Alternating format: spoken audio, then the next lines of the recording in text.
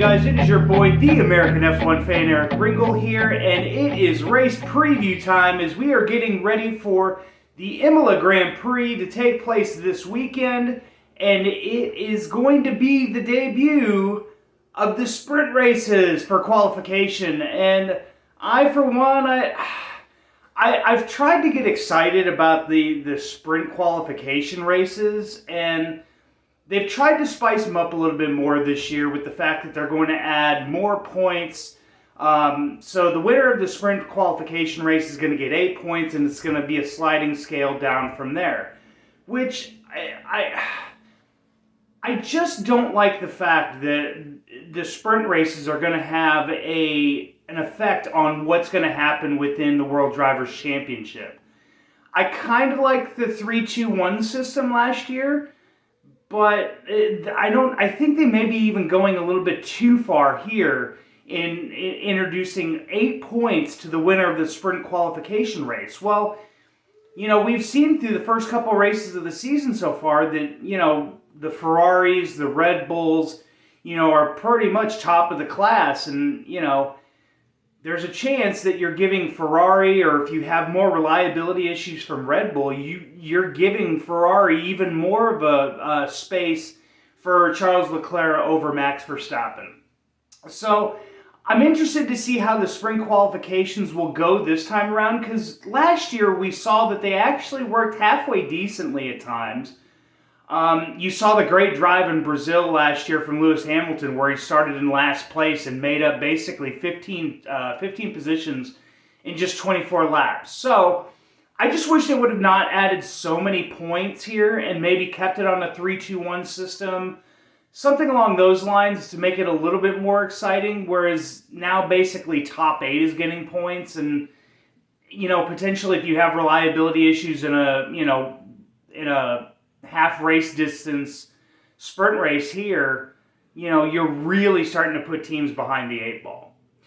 Another one of the issues that we have to talk about going into this Grand Prix is the potential for weather to hit the circuit. So from all the weather reports that we've seen, Sunday looks to be that it's going to be completely dry.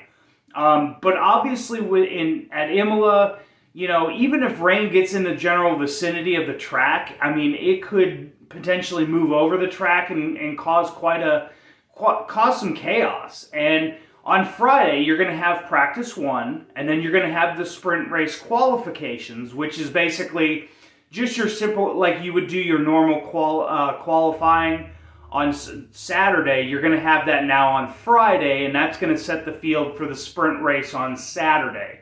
So then you only get 2 practice sessions as compared to 3 that you would typically get in a Formula One weekend.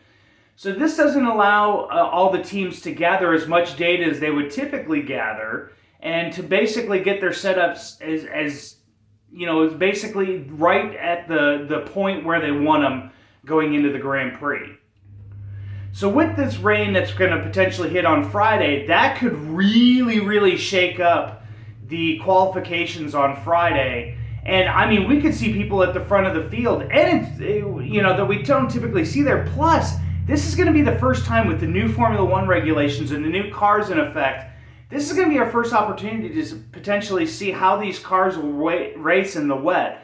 And I, for one, I'm kind of excited about that, because when we get rain in Formula One races, it really shakes up the field. It really kind of produces, some outcomes that we don't typically see all that often in Formula One. So I, for one, I'm kind of looking forward to the rain potentially hitting on Friday. I'm kind of praying that maybe we get some rain on Sunday, but I'm not going to hold my breath. Finally, I think the biggest talking point going into this race weekend is got to be Red Bull and just the massive unluckiness that they've had with their reliability issues. Max Verstappen DNFing out of 2 of the first 3 races with fuel pump issues, with fuel line issues. They've said that the issue that struck him in Australia was totally different from the one that struck him in Bahrain. But still, it's got to be a huge concern that they still have these reliability issues 3 races into the season. I've even seen some rumors flying around that Red Bull is saying that because of the cars porpoising as much as they have been, that this may be part of the reason why their reliability has not been as good as some of the other teams in Formula One. So it's going to be interesting to see, one, how much porpoising there is when it comes to the Imola Grand Prix and the Imola track. Is there going to be a lot? Is it going to affect, again, Red Bull? And is it going to cause the reliability issues that we've seen? Is it going to cause them to creep back up? So, guys, let me know what you guys think in the comment section down below. What are you guys looking forward to this race weekend? So, finally, I wanted to get into my predictions for this weekend. So, my top 3 racers are going to be, I just think Ferrari is just light years ahead of Red Bull and their reliability issues. You can't just simply sit here and go, well, even though Red Bull's had their reliability issues, I still think they're going to do well. I've got Charles Leclerc winning the race this weekend. I think Sergio Perez is actually going to finish second here again.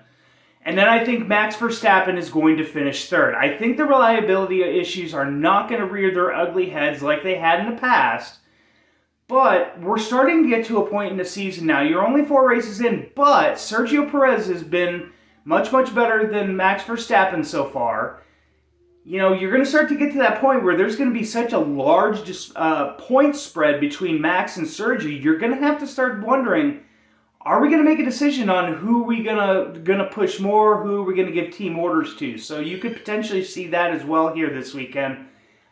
You could see a Max Verstappen finish second only because Sergio Perez is asked to let Max go. So be on the lookout for that as well. So guys, subscribe to my channel if you guys are new for more Formula One content on a weekly basis, almost semi-daily basis.